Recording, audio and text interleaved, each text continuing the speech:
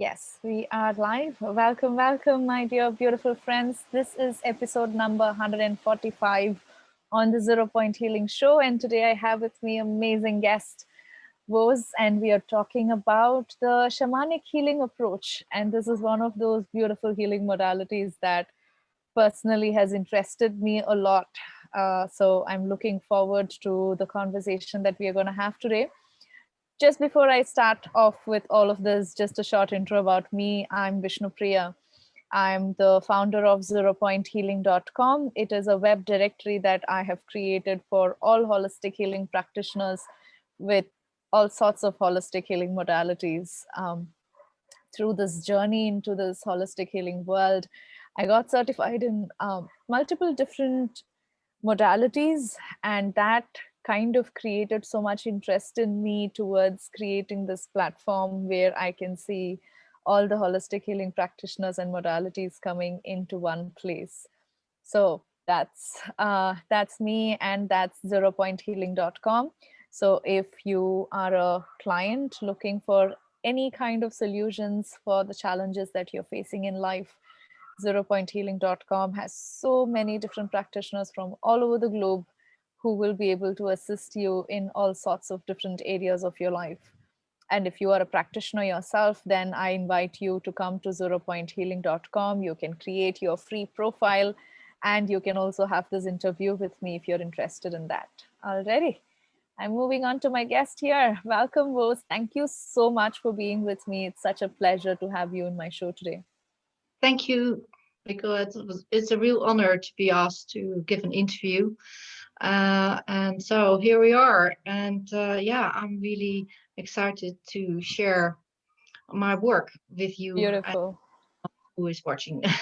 Yes, yes. Thank you. So tell us a little bit about you, your background, and how you ended up in this holistic healing world.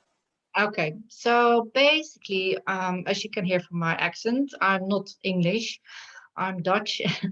And I grew up in Holland, but also I grew up part of my life in my teenage years in the United States, in New York. And then I came back to Holland. And initially, although I was a sensitive, I could connect up with feelings of others. I could see the dynamics in relationships. I could sense atmospheres, and and but I didn't really work with it as yet. It became more apparent when I started to work as a nurse. So I trained as a general nurse, and later on I specialized as a community health nurse and a occupation health nurse. And when I was working on the wards, um, you can imagine a lot of people with very ill and overwhelmed with their experiences, what they go through. And I picked that up very quickly, and I felt quite overwhelmed with it and not knowing what to do with it. And some of it I took very personal, thinking it was all mine, but it, of course, it was what I was projected into me. So it was not until my late 20s when I moved to England that I met a lady, and she was a shamanic healer. And she is the one, because I was at the time on an emotional crossroad myself, and she was the one who actually unlocked my potential as a shamanic practitioner initially. And during some of the sessions that I had, first of all, which was what became very apparent, was that she used to be my mother in a previous lifetime. And I was a Red Indian, and I was about to be initiated as a shamanic practitioner at a young age, and I was being prepared for that. However, that life ended abruptly through trauma when the white man came and took the whole tribe out. And so that life, due to trauma, was not completed. And hence it has come back in this life. There was an opportunity here in this life that mission was fulfilled, so that I could go back into my shamanic work and training, even though I've had other lifetimes when I was a shamanic healer as well. Um, so when I was talking to her, and when I was just explaining to you that I was on an emotional crossroads, I felt naturally drawn to a shamanic practice because I always felt there is much more than the current emotional problems that are going on with me. I always felt there was a greater picture and that there was more going on. So she eventually introduced me to a couple who are also shamans, and they taught me really on the practice itself, on how to heal, on what the healing actually entails, and also taught me on how to do it, how to practice safely, because there's a way sometimes psychics think that, oh, I can just go into this and I don't have to worry about anything. But if you're fearful and you tap into different layers of and you're connecting with entities and you're connecting with all sorts of spirits, then need to know how to manage this. Um, and so they actually, I was taught by them, and yeah, so that is how I kind of got into the practice, and I've been practicing now for about 10 years. Yeah, and I love it. I don't want to go back. It's just an absolutely amazing um, journey, and the healing itself is very profound. So yeah. Wow. Wow. What a journey and what an experience. Wow. Thank you Yeah. so much for sharing that. So tell us more about the shamanic healing and going into the title that we have for today, which is, healing emotional blockages. So if you personally have had, the emotional blockages released through shamanic healing or in general, maybe clients who came to you. So tell us more about how shamanic healing works and how that heals emotional blockages of a person. Okay. So first of all, there are many, many reasons why people come to see me. They come to see me because of the fact that they have relationship issues with either their partners or with their family members. They may suffer from depression, anxiety, or stress. There may be lost somebody, they're grieving for someone they love. They may have an illness that they may not be able to recover from, or they want to get more an understanding, or they may be feeling blocked because of their life purpose.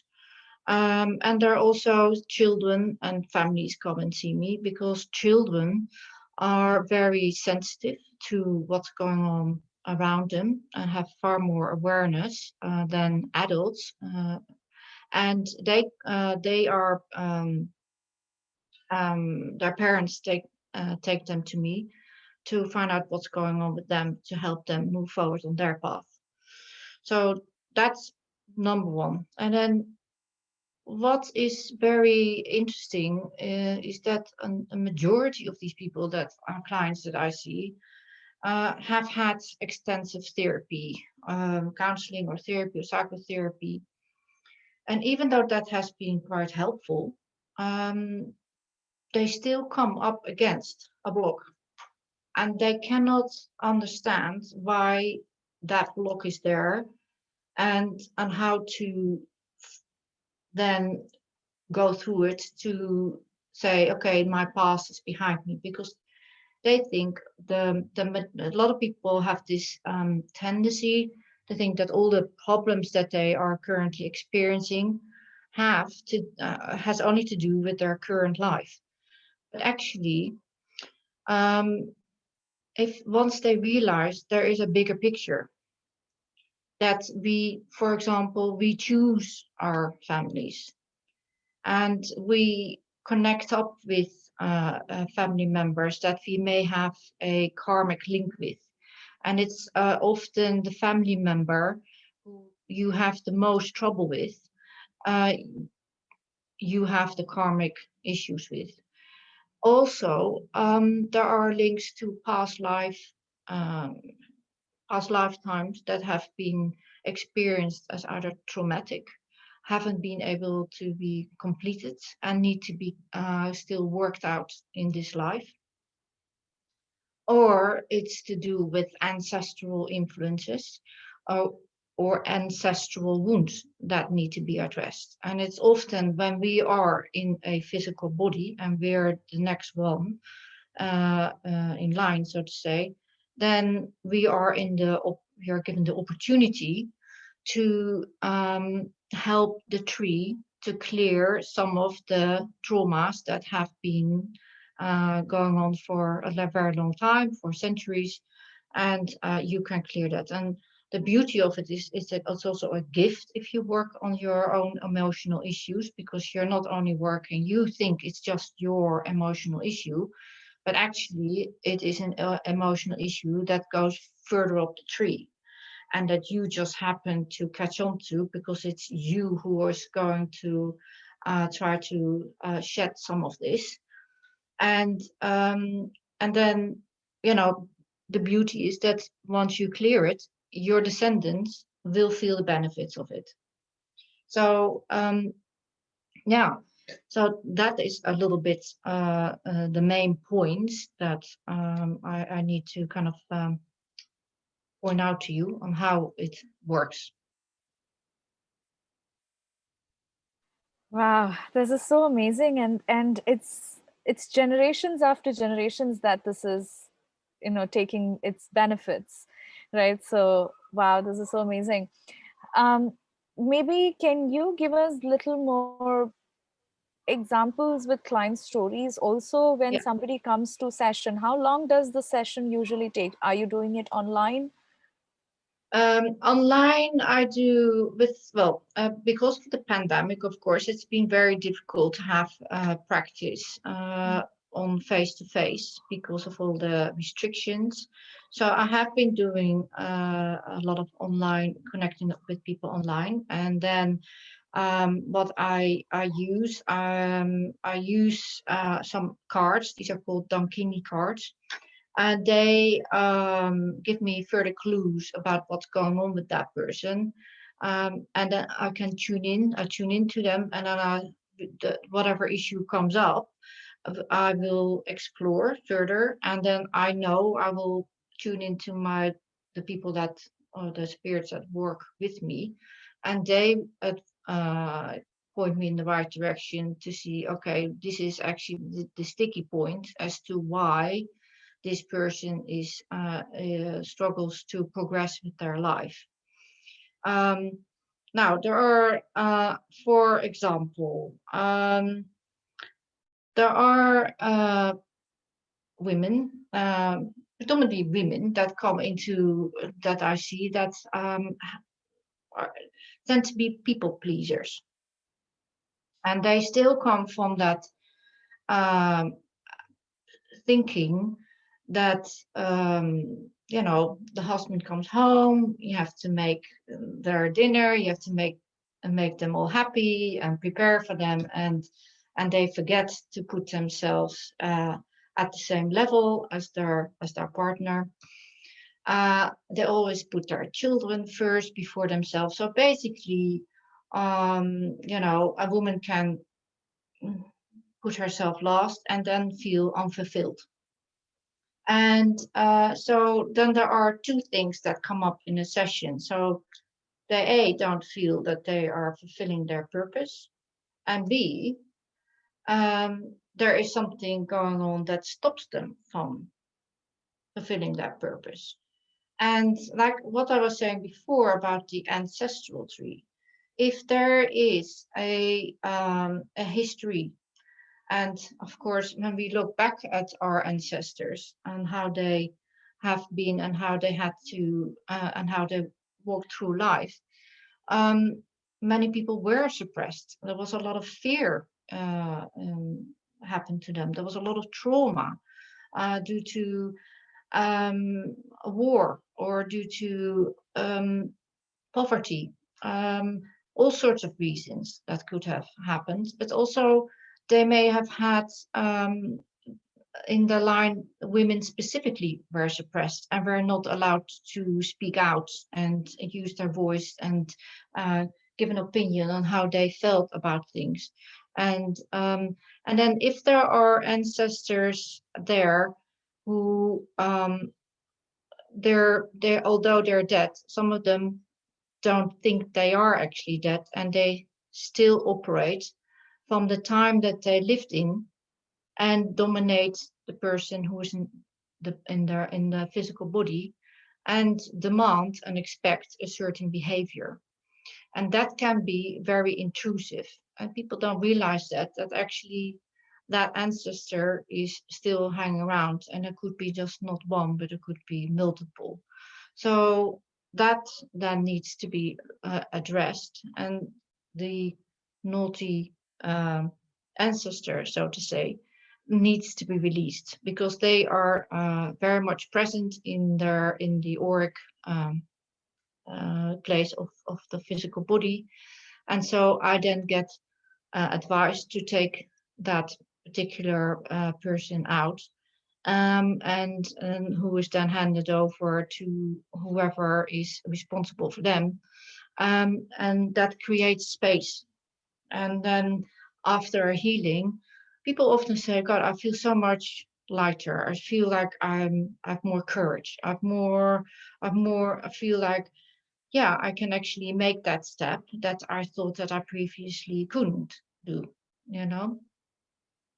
But there are also other influences that come in.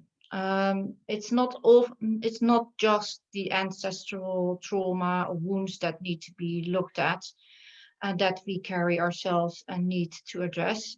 So there's throughout healing, when we start this process, we need to be willing to become very self-aware. So one of the things to become self-aware is to start a journal, as simple as that. A journal, and to note down exactly what you're feeling.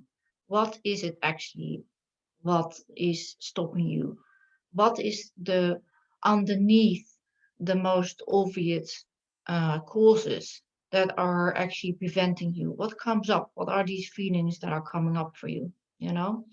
And that you can do more in an extensive way by going on vision quests. That is very shamanic, to go outside and to choose yourself a sacred place and connect with the earth, connect with the mother who lives deep into the earth, and who is the mother of all living things, and who is our true mother here on earth, and who embraces you with pure love, unconditional, non-judgmental love.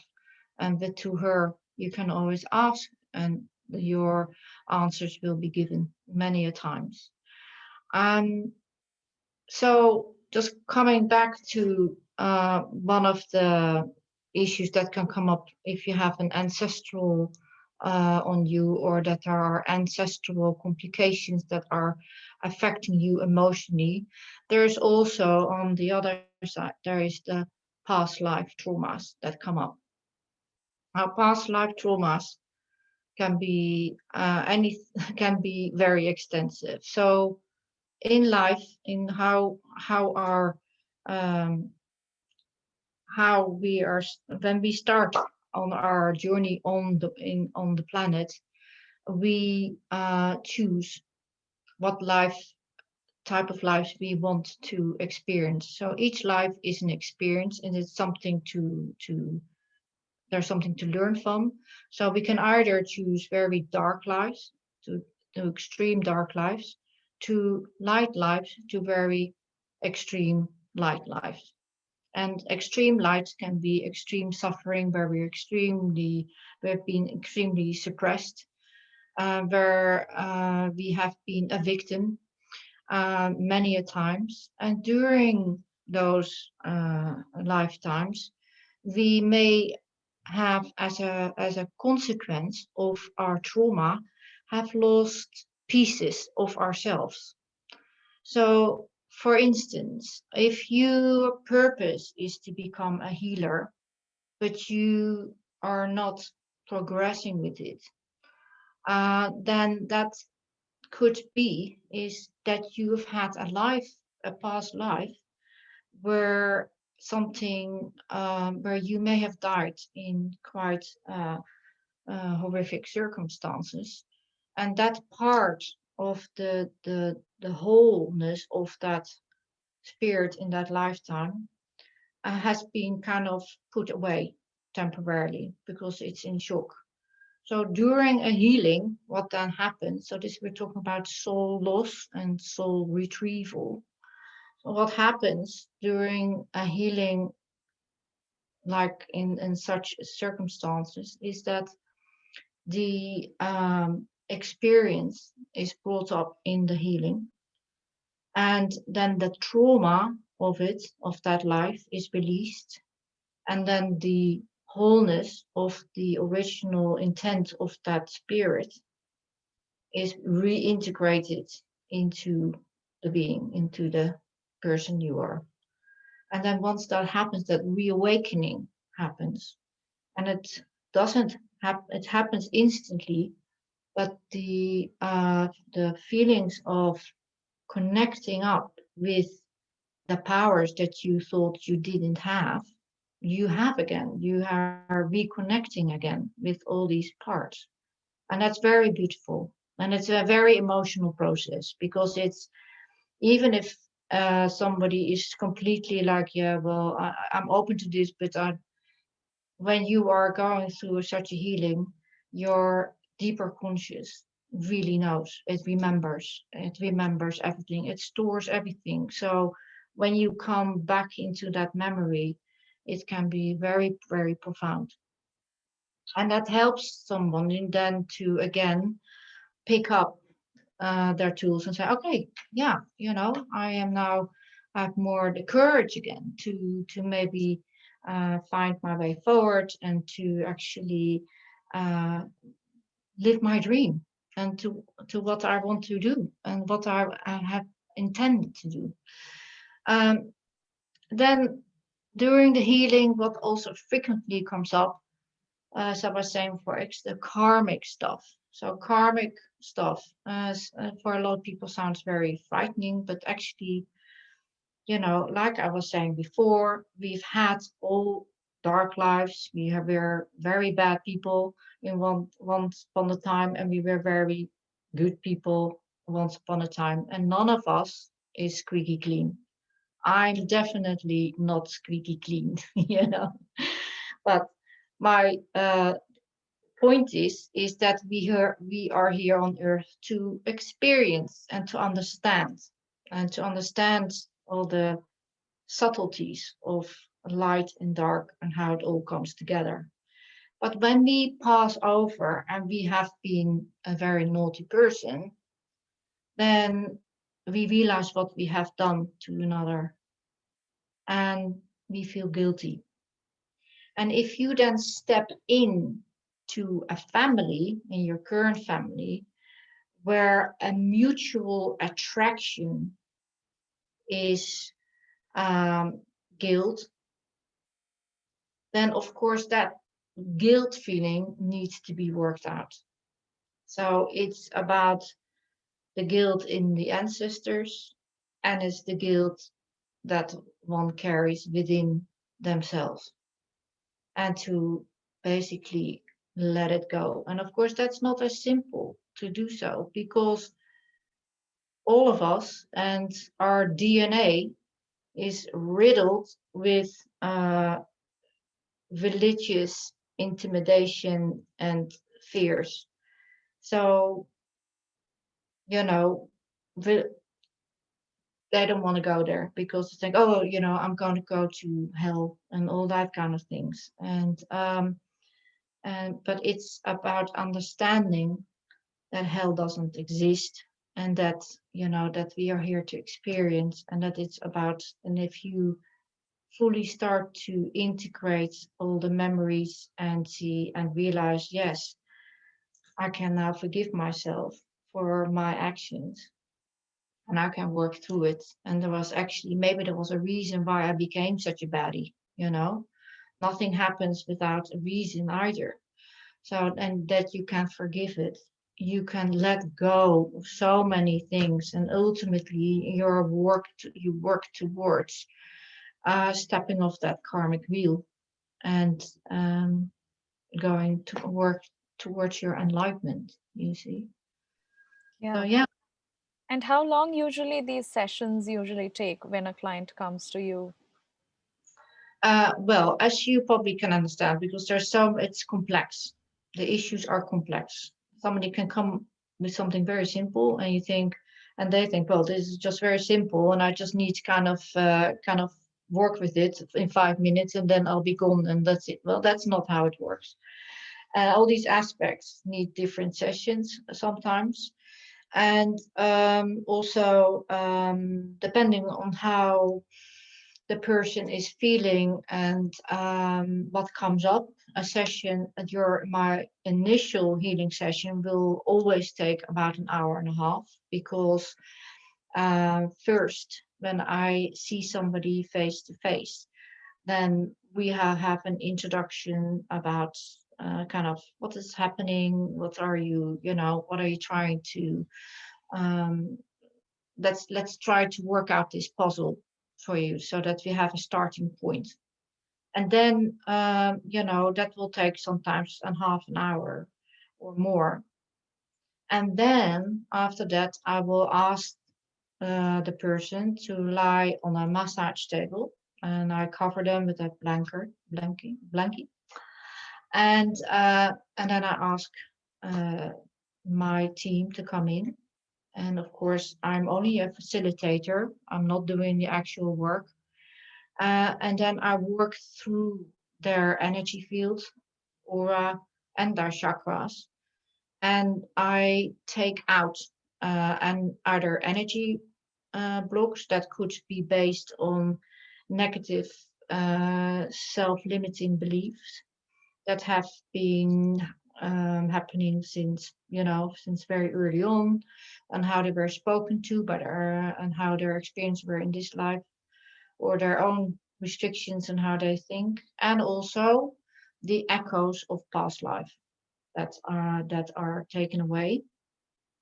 And it's like an onion. You just peel the layers off, and then you take all the naughty ones that are also thinking, well, yeah, I actually have the ancestors who think, oh, I've got something to say about this person, and I determine how this person is going to live their life. No, you need to go. So then I call in whoever is responsible for this particular person, and they're then taken away.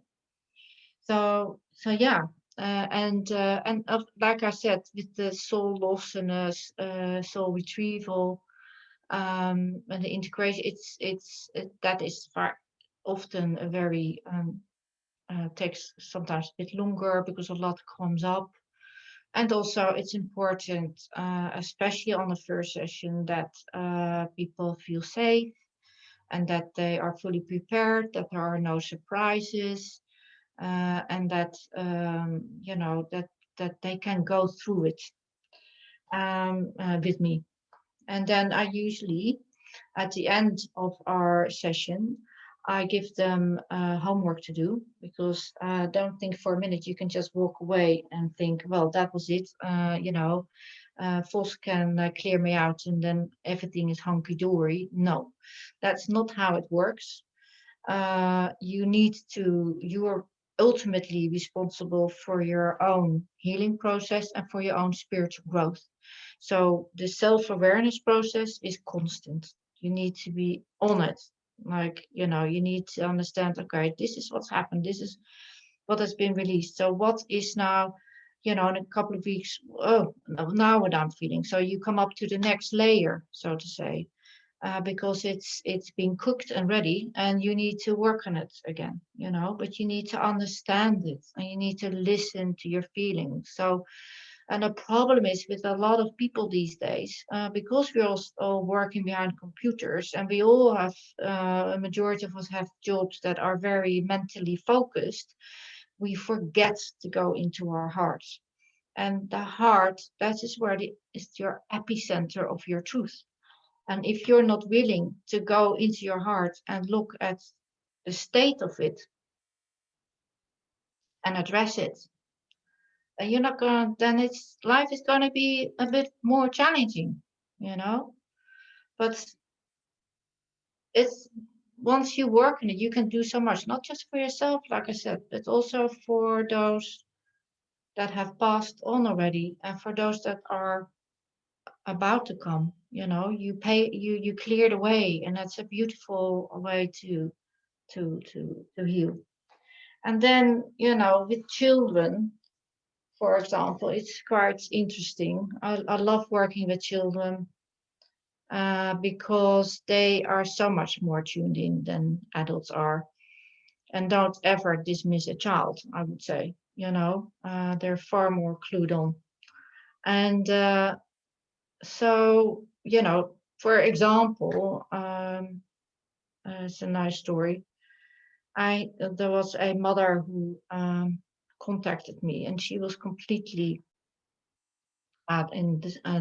despairing about her daughter. They had moved house, she and a husband and their two children. And she herself had shamanic interests, the mother.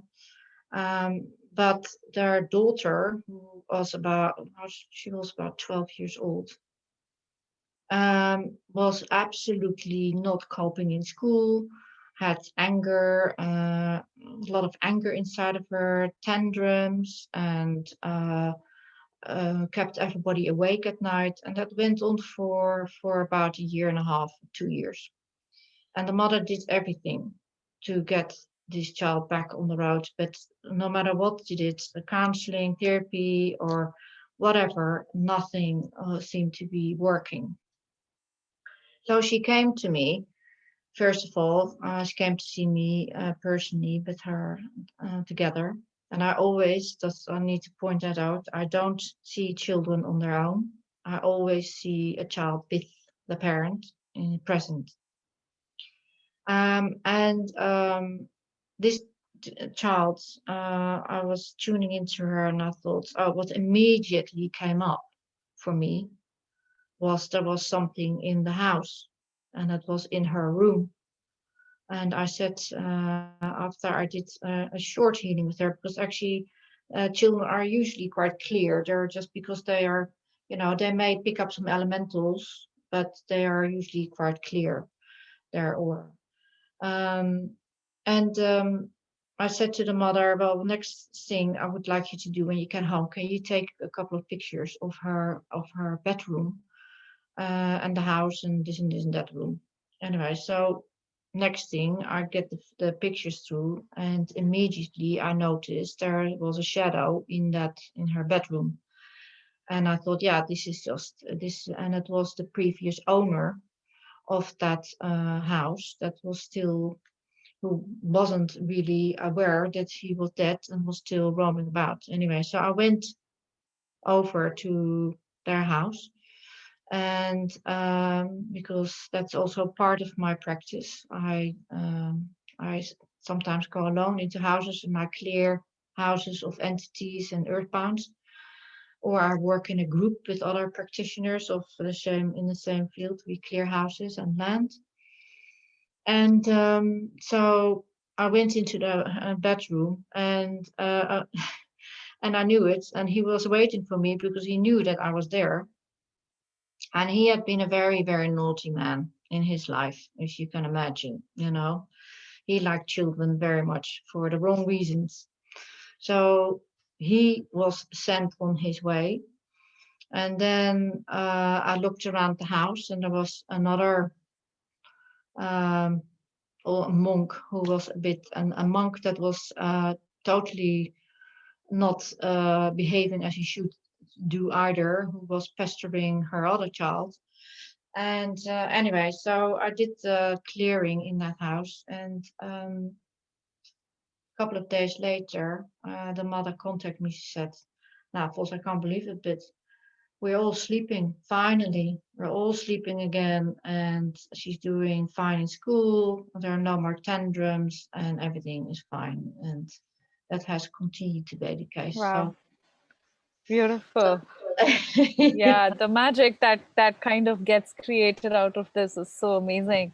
yeah, Wow, wow. yeah. Thank you, Vors, for sharing, wow, amazing, beautiful stories there to kind of give us the examples of how shamanic healing can change a family and a person altogether. So thank you so much. So yes, my dear viewers, if you would like to book a session with Vos, you can click on the link right below this video. We have posted it, and you can have a conversation with her. If you would like to book a session with her, you can contact her for that as well. So if you click on the link, it'll take you to her profile, and you can look at all the information, and you can chat with her, have an email. Also, we have a 10% off discount coupon code for you. So if you would like to book a first session with her, just let her know that you found her from Zero Point Healing, and she'll give you that 10% off. Thank you so much, Vos, for sharing so many different beautiful stories. It's so exciting to hear. Yeah. Thank you so much. Thank you. It was lovely. It's I can talk about it endlessly because it's there's so many stories to tell.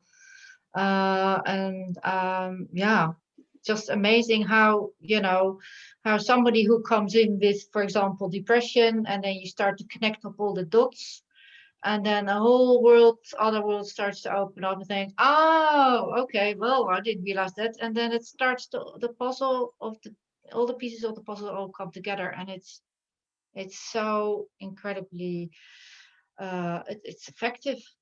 It's really effective, but you need to do your work as well. That's the only thing I would say. Yes. Thank you. Thank you so much, Vos. I'm going to see you next time. Thank you, all my beautiful viewers here. If you're watching this on YouTube, you can subscribe to the channel. We are doing such interviews with all sorts of different practitioners from all around the world. So you get to listen to them. Also, if you know of anybody who would benefit out of this video, please do share with them too. Thank you so much for your support. I'm going to see you next time. Thank you, Vos. See you soon. Bye bye. Bye. Thank you.